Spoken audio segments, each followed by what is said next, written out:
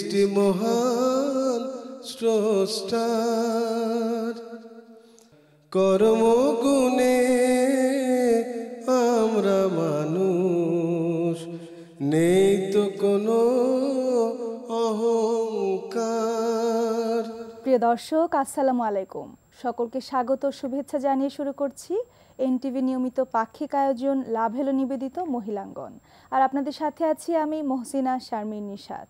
প্রিয় দর্শক, অনুষ্ঠানের শুরুতেই রয়েছে আলোক প্রভা। নারী ও মানুষ, নর ও মানুষ।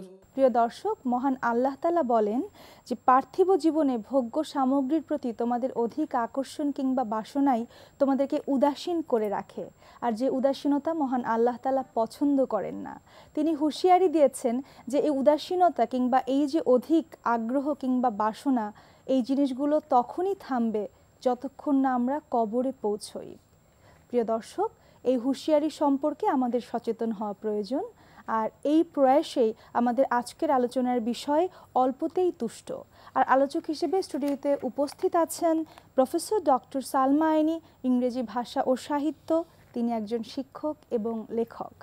আসসালামু আলাইকুম রাহমাতুল্লাহি ওয়া বারাকাতুহু। আপা, যেটি বলছিলাম যে খুব সুন্দর একটি বিষয়, অর্থাৎ অল্পতেই তুষ্ট, এই বিষয়টি নিয়ে আমরা কথা বলবো।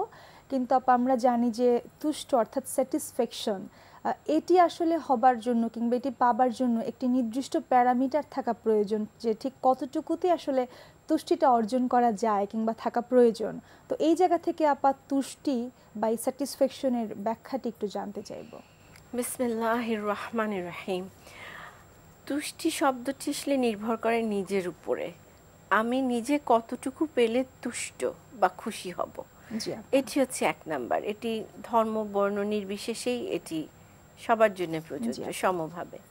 আর ইসলামিক দৃষ্টিকোণ থেকে তো এটি খুব সুস্পষ্ট যে প্রথমেই যদি চিন্তা করি, আমাদের ডিক্লারেশনে দেওয়া রয়েছে যে যার যত কম সম্পদ তার তত হিসাব কম। কাজে এটি তো সহজভাবেই বোঝা যায়। এখন আমরা তো প্রতিনিয়ত আল্লাহ তাআলার লাখো নিয়ামতে পূর্ণ হয়ে আছি। তখনই বোঝা যায় যে নিয়ামতের যখন একটু ঘাটতি পড়ে, কারণ তুষ্টি হচ্ছে স্কাই ইজ দ্য লিমিট বলে একটি ফ্রেজ রয়েছে, যে যত উপরে ওঠা যায়। কিন্তু এই উপরে উঠতে উঠতে আপনি যেটি বললেন যে মানুষ এমন একটি প্রাণী, আল্লাহ তাআলা এমনভাবে তাকে ফ্রি উইল দিয়েছেন যে এর নিয়ন্ত্রণের ক্ষমতাও তার কাছে চাবিকাঠি রয়ে গিয়েছে। তো যিনি প্রকৃতই মুমিন তিনি কিন্তু তুষ্ট থাকেন যে অবস্থায় আছেন সেই অবস্থাতে, তার জন্য স্কাই ইজ দ্য লিমিট হয় না। তার মানে তিনি কখনো না পাওয়া বা আমার আরও কেন হলো না, আরও কেন পেলাম না, বা সিঁড়ি বেয়ে ওঠার যে ব্যাপারটি থাকে, এক স্টেপ থেকে আরেক স্টেপ, তারপরের স্টেপে পৌঁছানো, এটি করতে করতে আমাদের ডাক চলে আসে। কিন্তু আমরা সেই সিঁড়ি পর্যন্ত যেতে পারবো কি না, যে সিঁড়ি পর্যন্ত যাওয়ার প্রয়োজন রয়েছে কি না, এটি হচ্ছে তুষ্টির ব্যাপার। আর অল্পে তুষ্ট মানে এমন নয় যে অল্প মানে অল্প, অল্প মানে হচ্ছে পরিমিত। আমরা যেটি আমাদের না হলেই নয়, বা আল্লাহ সুবহানাহু ওয়া তাআলা আমাদের যে রিজিক যা নির্ধারণ করে দিয়েছেন সেটাতে তুষ্ট থাকা। হযরত মুহাম্মদ সাল্লাল্লাহু আলাইহি ওয়াসাল্লাম একদিন হযরত আবু যর রাদিয়াল্লাহু তাআলা আনহুকে বললেন, আবু যর, তুমি কি সম্পদের প্রাচুর্যকে সচ্ছলতা মনে করো? আবু যর উত্তর দিলেন, হ্যাঁ হে আল্লাহর রাসূল। রাসূল সাল্লাম এরপরে বললেন, তাহলে তুমি সম্পদের স্বল্পতাকে দারিদ্র্য মনে করো? তিনি বললেন, হ্যাঁ আল্লাহর রাসূল। রাসূল সাল্লাম বলেন, আসলে সচ্ছলতা তো হৃদয়েরই স্বচ্ছলতা বা স্বচ্ছতা, আর হৃদয়ের দারিদ্র্যই আসল দারিদ্র্য। সূরা ইবনে হিব্বান থেকে পাওয়া যায় 685 নাম্বার হাদিস। খুব, যে হৃদয় তোমার আসলে নির্ধারণ করে দিবে তুমি কিসে তুষ্ট আর কিসে অসন্তুষ্ট, এটি হৃদয় বলে দিবে। আচ্ছা, এখন দুনিয়ার পুরো সম্পদ দিয়েও আসলে একজন মানুষকে খুশি করা সম্ভব না। এটি আমরা আশেপাশে তাকালেই দেখতে পাই, আমার নিজের দিকে তাকালেই আমরা দেখতে পাবো যে আমাদের যে তুষ্টি হবার যে প্রবণতা বা তুষ্ট হবার যে প্রবণতা, সেটা আসলে কতটুকু। আমরা ইন্ডিভিজুয়ালিস্টিক ভাবেই তো আমরা সোসাইটালের দিকে যাই। ইন্ডিভিজুয়াল যখন ঠিক হয় তখন আস্তে আস্তে সোসাইটি সেটি ধারণ করে, কমপ্লিট করে। জি, তো এখন আমি এটা আমরা নিজেরা প্রত্যেককে প্রতিদিন উঠে জিজ্ঞেস করতে পারি ঘুম থেকে যে আমি আসলে কিসে তুষ্ট, আমার লক্ষ্য কি, আমার কোথায় যেতে হবে কেন এসেছি, এইটুকুন সময় নির্ধারিত আছে। এই নির্ধারিত সময়ের মধ্যে আসলে ফিজিবিলিটি কতটুকু, ফিজিবিলিটি স্টাডি একেবারে মানে খুবই অঙ্কের ভাষায়, ফিজিবিলিটি কতটুকু, আমি কতটুকু পাবো। এখন বুখারী শরীফে বলাই আছে, নবী সাল্লাল্লাহু আলাইহি ওয়াসাল্লাম বলেছেন, আদম সন্তানের কেউ যদি 2 উপত্যকা ভর্তি সম্পদের মালিক হয় তাহলে সে আরেক উপত্যকা সম্পদ তালাশ করতে থাকে। শুধু মাটি আদম সন্তানের উদর পূর্ণ করে দিতে পারে। ভয়াবহ একটি বাণী আমাদের জন্য। এমনকি এই যে মাটির কথা বলা হচ্ছে, শেষ পর্যন্ত খুব নিজের শরীরের সমান একটা মাটির ঘরের মধ্যে গিয়ে থাকতে হবে। আলটিমেটলি উপরে যা কিছু তৈরি করা হলো, সঞ্চয় করা হলো, সব কিছু ফেলে যেতে হবে। এবং কোনো কিছুই কিন্তু মানুষকে তুষ্ট করতে পারবে না, কোনো কিছুই মানুষকে তুষ্ট করতে পারবে। হুঁশিয়ারি কিন্তু দেয়া হয়েছে। জি, এবং সূরা তওবার প্রথম 59 নম্বর আয়াতের প্রথম অংশে আল্লাহ বলেন, ভালো হতো তারা মুনাফিকরা যদি আল্লাহ তার রাসূল যা দিয়েছেন তাতে পরিতুষ্ট হতো। তার মানেটা কি? আসলে হলো যে আল্লাহ সুবহানাহু ওয়া তাআলা আমার জন্য যে রিজিকের ব্যবস্থা করেছেন, এটি সম্পদের রিজিক না। সম্পদ কিন্তু বিশাল একটি ব্যাপার, একজন সঙ্গীও কিন্তু সম্পদ। এই যে আপনার সাথে আমার বন্ধুত্ব, এটিও একটি সম্পদ, যদি এটি আল্লাহ সুবহানাহু ওয়া তাআলার জন্য করা হয়ে থাকে। এই সমস্ত রিজিকের ব্যাপারগুলোতে যদি আমরা সন্তুষ্ট থাকি, যে আমার অমুকে কেন বন্ধু হলো না, অমুকে কেন পছন্দ করলো না, বা অমুককে পেলে আমার এই কাজটা সুবিধা হতো, এই সবই রিজিকের আওতায় পড়ে। এবং এই সব কিছুতেই বাড়াবাড়ি, অতিরিক্ত সব কিছুর দিকে তাকানো, মোহগ্রস্ত হয়ে যাওয়া, এটি হচ্ছে তুষ্টি আনার ক্ষেত্রে সবচাইতে বড় বাধা। জি আপা, এবং আপা আপনার সাথে আরেকটু যোগ করতে চাই যে এই পৃথিবীতে তো আসলে কোনো কিছুই নিজের নয়, সবচেয়ে বড় কথা না নিজের হাত পা কোনো কিছুই নিজের নয়, সব আল্লাহ সবই তাআলার। কিন্তু মহান আল্লাহ তাআলার। এই বিশ্বাসটি থাকা আসলে কতটুকু প্রয়োজন, কারণ আমার সম্পদ, আমার পরিবার, আমার জিনিস, এই বিষয়টি থেকে বের হয়ে আসা প্রয়োজন কিনা? আমরা সব সময় এটি করি।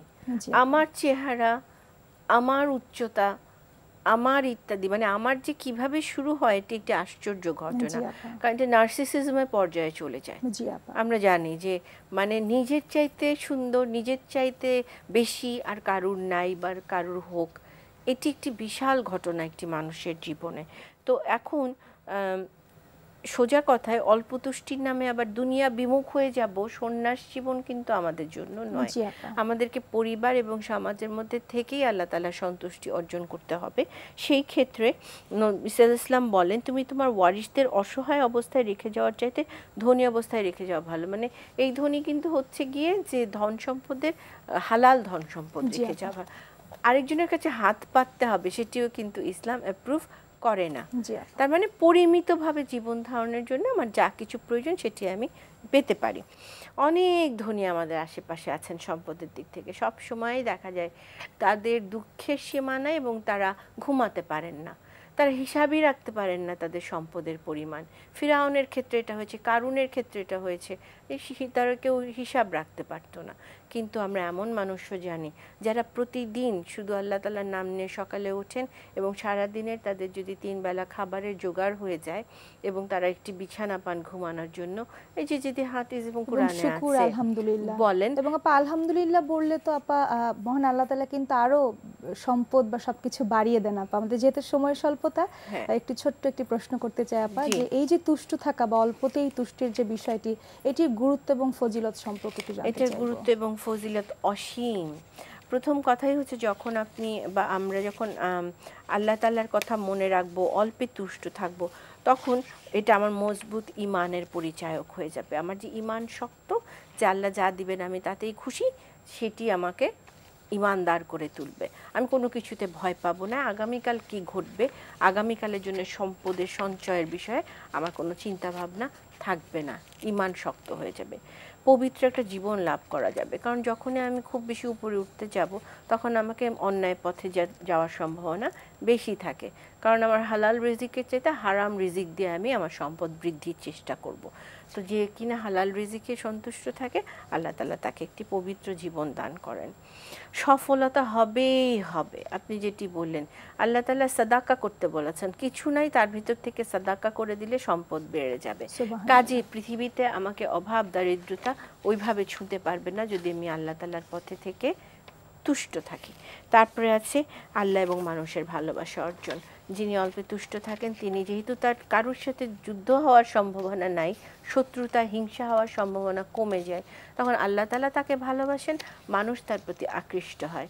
আল্লাহ যাকে ভালোবাসেন, জিবরাইল আলাইহিস সালাম ঘোষণা দিয়ে দেন যে আল্লাহ তাআলা অমুককে ভালোবেসেছেন, আমরা এটি জানি।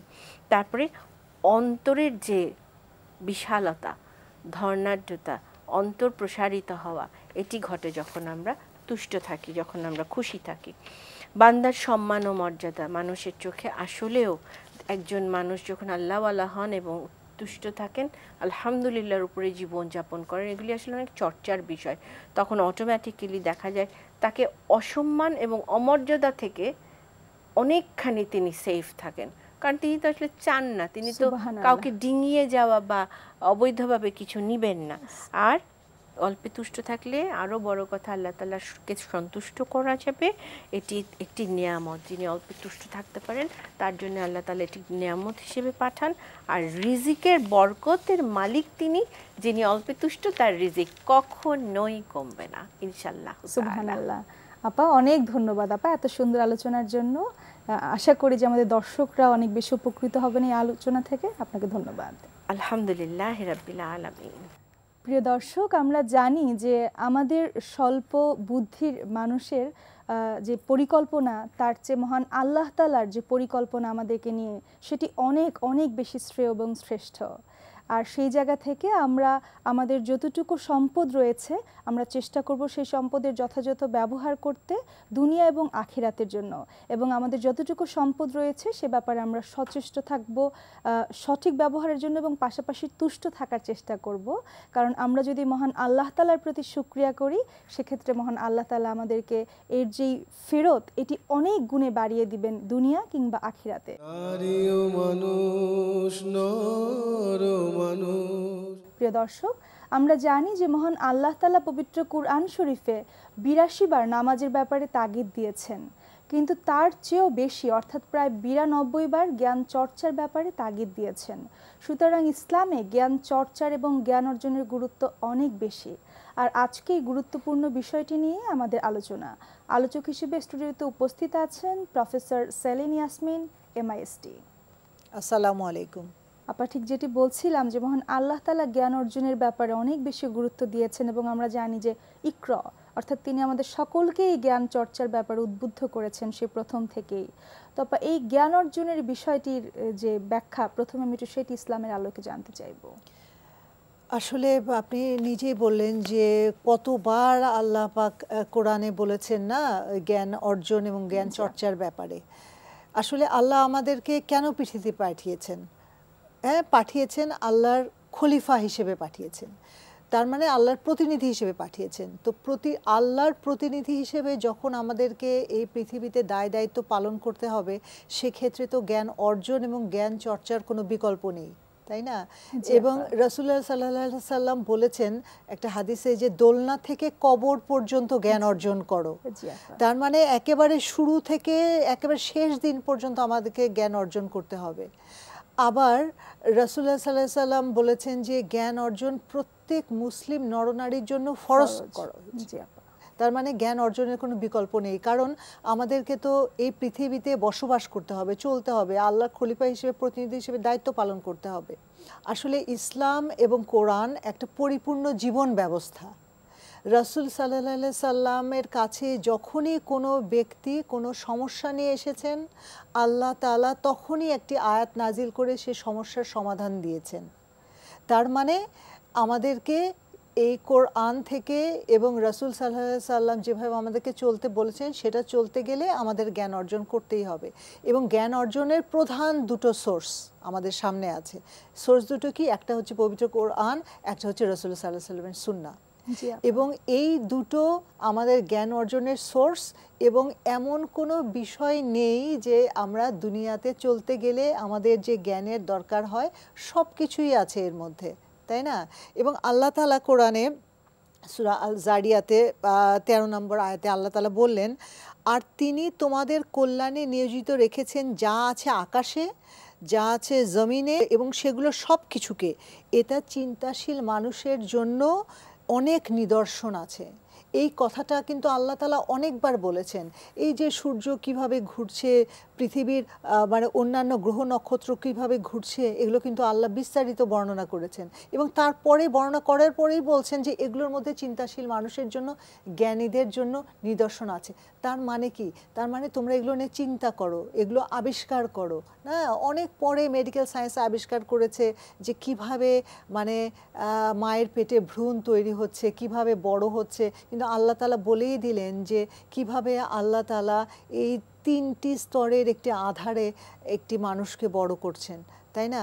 তার মানে এগুলো মানে জ্ঞান অর্জনের কোনো বিকল্প নেই। আবার যদি বলি যে আল্লাহ তাআলা একটা সূরাতে, সূরা ফাতিরে বলছেন যে আল্লাহ বান্দাদের মধ্যে তারাই তাকে ভয় করে যারা জ্ঞানী।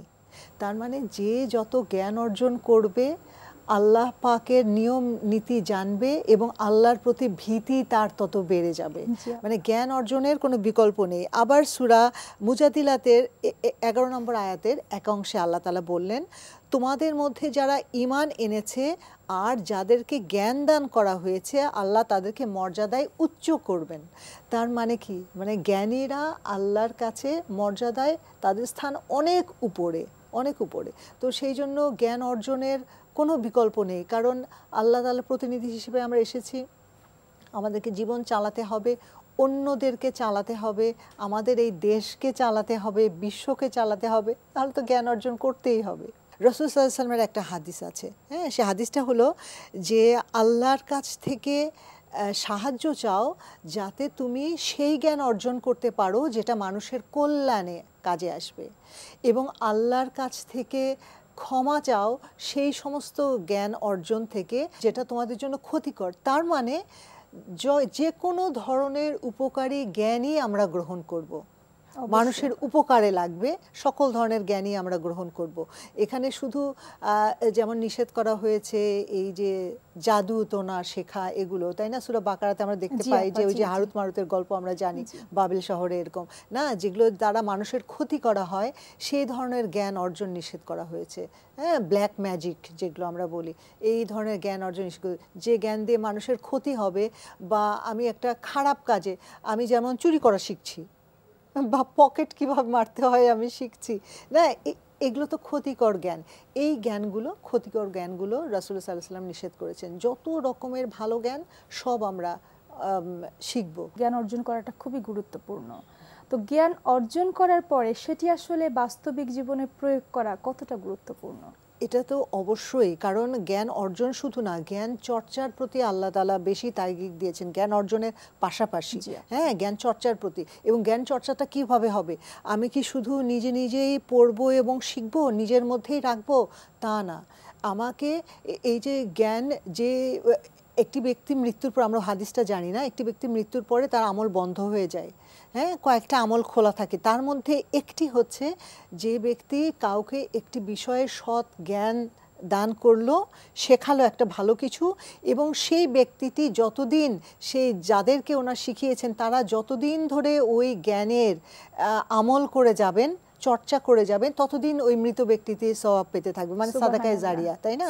এটা তো সেই জন্য আমরা শুধু জ্ঞান অর্জনের পরে নিজেদের মধ্যে রাখবো না, আমরা সেগুলো বিস্তার লাভ করতে থাকবো, আমরা শুধু শেখাতে থাকবো। কারণ আমি জ্ঞান অর্জন করে যদি বসে থাকি চুপচাপ, সেটা একটা অপচয় হবে এবং সেটা আল্লাহ কখনোই পছন্দ করেন না। কারণ জ্ঞানের চর্চা করতে বলা হয়েছে। চর্চা মানে কি?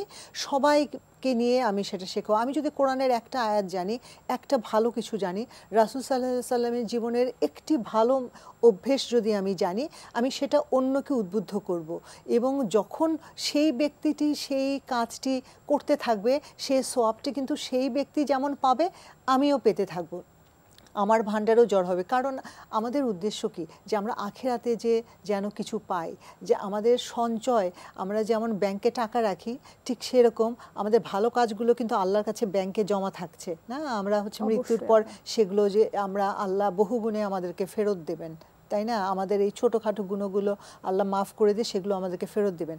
তো আমি কতটা টাকা আমি ব্যাংকে ডিপোজিট করছি সেটা ইম্পর্টেন্ট।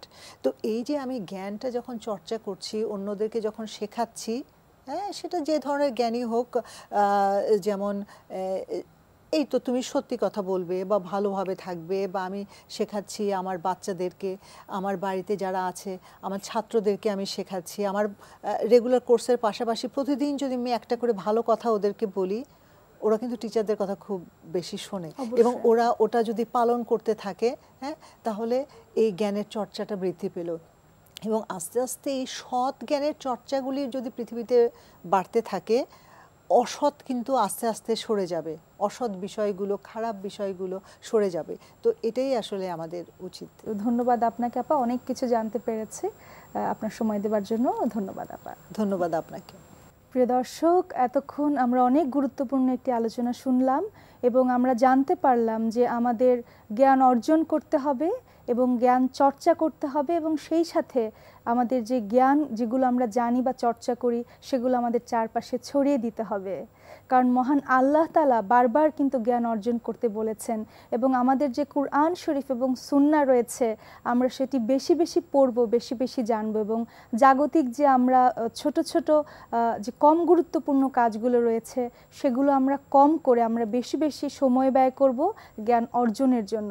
মহান আল্লাহ তাআলা আমাদের এটি বুঝবার তৌফিক দান করুন এবং এই জ্ঞান, সঠিক জ্ঞান পৃথিবীর চারপাশে ছড়িয়ে দেবার তৌফিক দান করুন, যাতে করে এই পৃথিবীটি, অর্থাৎ আমরা একটি সুন্দর পৃথিবী, সুন্দর দেশ এবং সর্বোপরি নিজেকে একজন জ্ঞানী মানুষ হিসেবে তৈরি করতে পারি। প্রিয় দর্শক, আজকের অনুষ্ঠানটি আপনারা পৃথিবীর যে কোনো প্রান্ত থেকে যদি আরেকবার দেখতে চান তবে ভিজিট করতে হবে এনটিভির ওয়েবসাইটে, অর্থাৎ www.ntvbd.com। আর এছাড়াও আপনারা চোখ রাখতে পারেন ইউটিউব এবং ভেরিফাইড ফেসবুক পেজটিতে। প্রিয় দর্শক, আপনারা আপনাদের অভিমত, উপদেশ এবং পরামর্শ জানাতে আমাদেরকে চিঠি লিখতে পারেন এই ঠিকানায়: পরিচালক মহিলাঙ্গন, এনটিভি, বিএসইসি ভবন, 7ম তলা, 102 কাজী নজরুল ইসলাম এভিনিউ, কারওয়ান বাজার, ঢাকা 1215। প্রিয় দর্শক, সকলকে ধন্যবাদ অনুষ্ঠানটি দেখবার জন্য। মহান আল্লাহ তাআলা আমাদেরকে সকলকে সুস্থ রাখুন, সুন্দর রাখুন এবং জ্ঞানী হবার তৌফিক দান করুন। আসসালামু আলাইকুম। সৃষ্টি মহান স্রষ্টার কর্মগুণে